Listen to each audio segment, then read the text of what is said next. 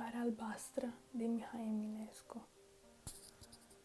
Iar te-ai cufundat în stele și în nori și în ceruri înalte, de nu mai uita în calte sufletul vieții mele. În zadar răuri de soare grămădești în a ta gândire, și câmpile asire și întunecata mare, piramidele învechite urcă în cer vârful lor mare.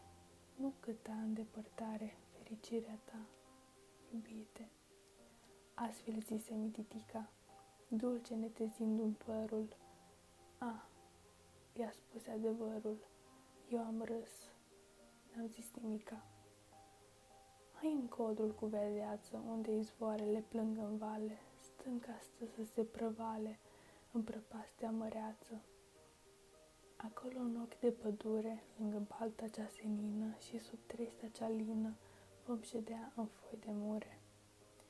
Și mi spune atunci povești și minciuni cu a ta guriță, eu pe un fir de romaniță voi cerca de mă iubești. Și de-a soarelui căldură voi fi roșie ca mărul, mi-o-i desface de aur părul, să-ți astup cu dânsul gura. De mi-o dau sărutare, nimeni în lume n-o să știe, căci va fi sub pălărie și apoi cine treabă are.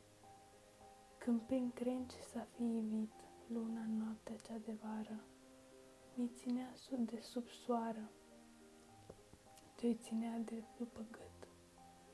Pe cărare în bolți de frunze, apucând spre sat în vale, mi-au dat sărutări pe cale, dulci ca florile ascunse.